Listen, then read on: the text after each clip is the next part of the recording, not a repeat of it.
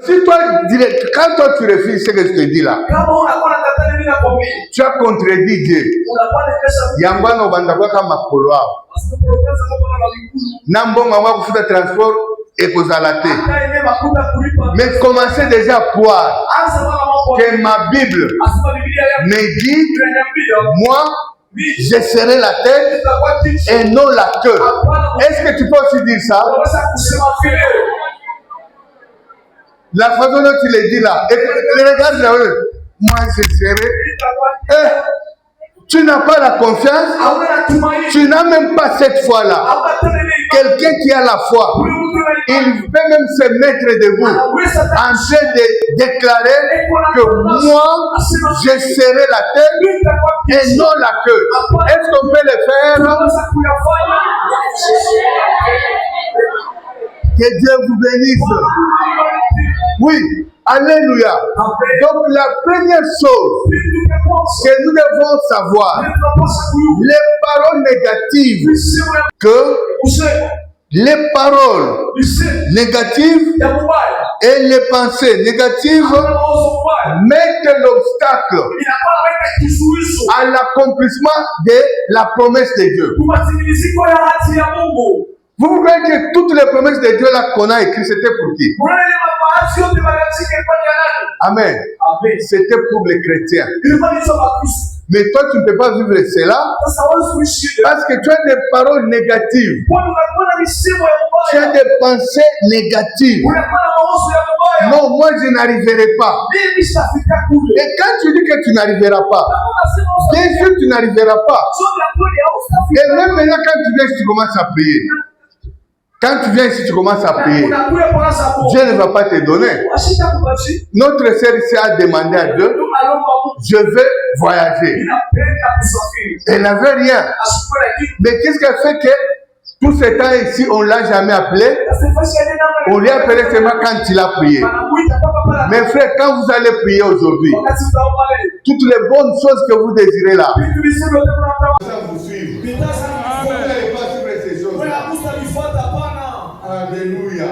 Est-ce que vous êtes là? Et pour terminer, les paroles négatives et les pensées négatives limitent l'homme et limitent Dieu à agir dans nos vies. Mais maintenant, comment est-ce que Dieu va agir dans ta vie? Tu as des paroles négatives. Tu as des paroles qui n'honorent pas Dieu. Or, les paroles négatives nous limitent. C'est-à-dire quoi? Quand toi tu dis que je ne saurais pas, tu te mets dans une cage et l'endroit où tu t'es mis là, tu ne peux pas sortir. Mais même si tu vas demander à Dieu, Dieu ne va pas agir. Souvenez-vous de ce que Dieu a dit. Non, la main de Dieu n'est pas courte pour sauver.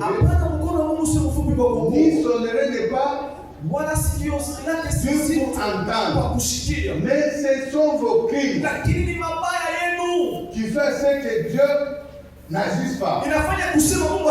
Donc Dieu agit à tout moment, à la période qui a la foi. Amen. Amen. Si tu as la foi, Dieu va faire quelque chose. Et ne craignez rien. Quand une limite est limite Dieu, donc c'est nous qui limitons Dieu pour qu'il se passe. Amen. Alléluia. Est-ce qu'il y a quelqu'un qui m'a compris? Parce que si tu n'as pas compris, tu ne vas pas bien prier. Vous savez quoi? Quand on dit si tout le monde est abandonné, quand on église, tout le monde c'est aujourd'hui le monde est abandonné. Donc, il y a le côté, donc il y a le moko, aux zones qui m'a embêté.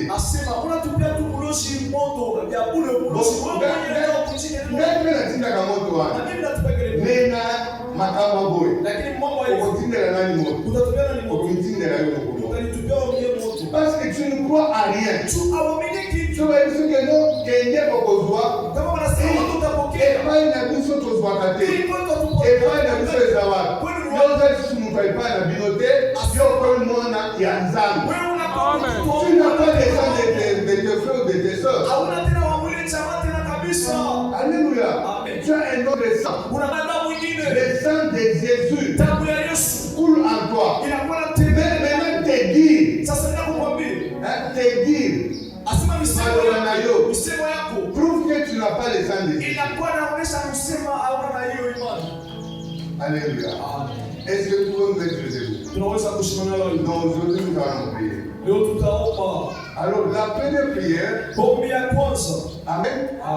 Nous allons demander